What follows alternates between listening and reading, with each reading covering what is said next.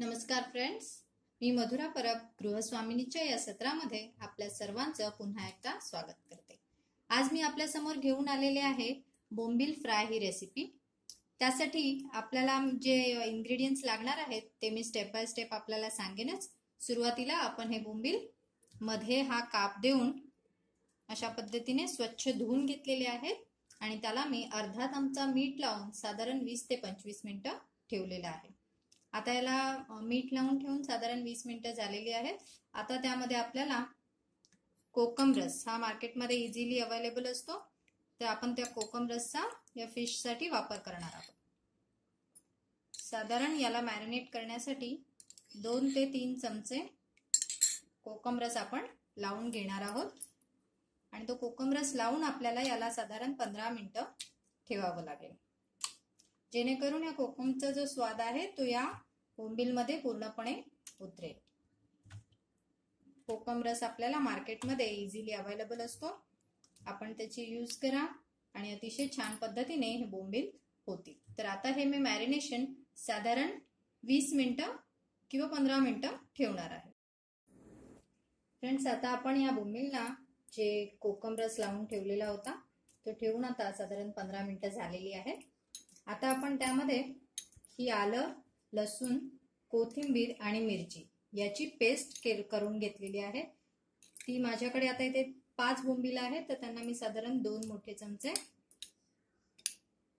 या आलं, लसूण, कोथिंबीर आणि मिरची याची पेस्ट लावणार आहोत। आपण यामध्ये मिरची घातल्या कारणाने आपण पुन्हा ही फिश फ्राय करताना या फिशला मसाला लावणार नाही आहोत। याला आधीच तिखटपणा मिरची घातल्यामुळे येणार आहे। आता हे साधारण मॅरिनेशन आपण दोन्ही बाजूला व्यवस्थित लावून घ्यायचं आहे।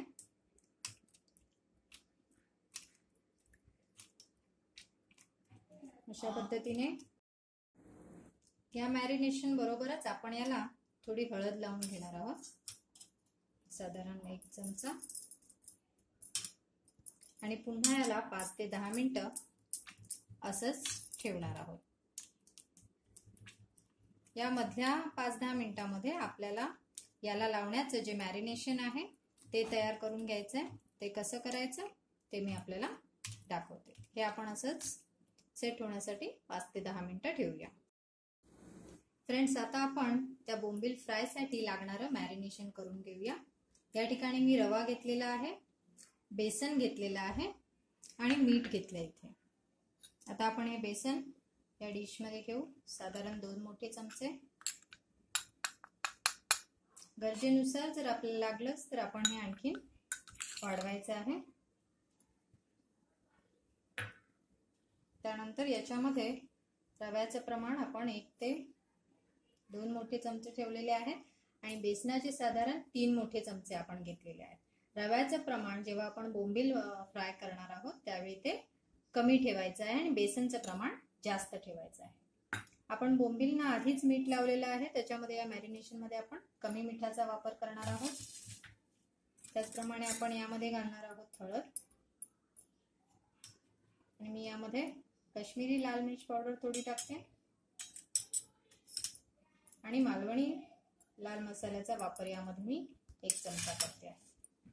आता हे मॅरिनेशन आपल्याला व्यवस्थित एकजीव करून घ्यायचं आहे।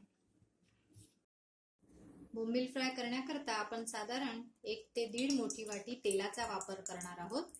कोणतीही फिश फ्राय करताना साधारण जास्त तेलाचा जर आपण वापर केला तर ती फिश छान पद्धतीने फ्राय होते। आता मी इथे गॅस मोठा केलेला आहे। आपलं मॅरिनेशन जे आहे ते तयार आहे फिश फ्राय साठीचं, आणि या ठिकाणी आपण बोंबीलना जे मॅरिनेशन लावून ठेवलेलं आहे त्यामुळे बोंबीलही सेट झालेले आहेत फ्राय करायसाठी। आता मी त्यांना फ्राय करते। तेल आपल्याला जरा चांगलं गरम झालेलं असलं पाहिजे, कडकडीत। आता यातले बोंबील घेऊन या मॅरिनेशन मध्ये आपल्याला बुडवायचे आहे। योग्य पद्धतीने दोन्ही बाजूला त्याला हे मॅरिनेशन लागायला हवं। आणि आता हे अलगद या गरम तेलामध्ये आपण सोडलेलं आहे।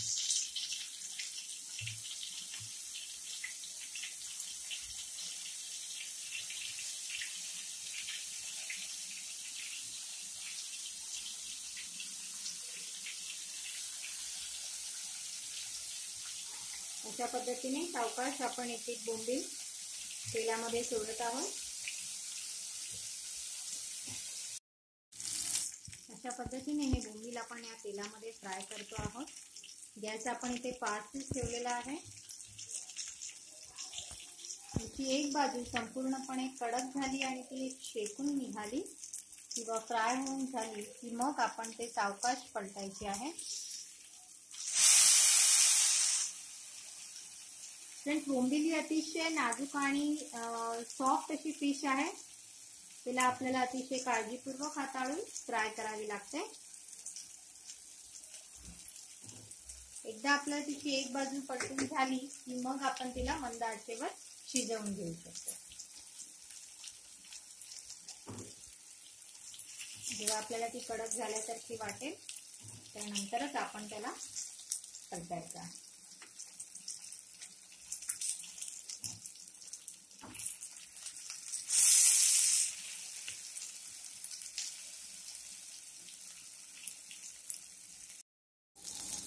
तर अशा पद्धतीने आता ही सतत न पलटता जेव्हा एका बाजूला ती फिश पूर्णपणे फ्राय होईल त्यानंतर आपण ही दुसऱ्या बाजूला पलटलेली आहे आणि दुसऱ्या बाजूला त्या फिशचा कडकपणा आपल्याला जाणवल्यानंतरच आपण ती काढायची आहे।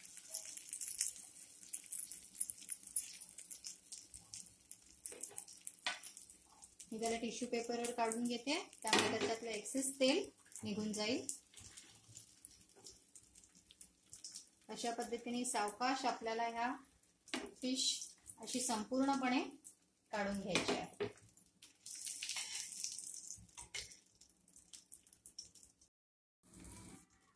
तर फ्रेंड्स, अशा पद्धतीने आपले बोंबील फ्राय करून झालेले आहेत। आपण अशा पद्धतीची रेसिपी अशा पद्धतीने बोंबील फ्राय करून नक्की पहा, आपल्या सर्वांनाच आवडतील आणि आपले अभिप्राय माझ्यापर्यंत येऊ द्या। आणि हा व्हिडिओ पाहून झाल्यानंतर माझं चॅनल सबस्क्राईब करायला विसरू नका। थँक्यू।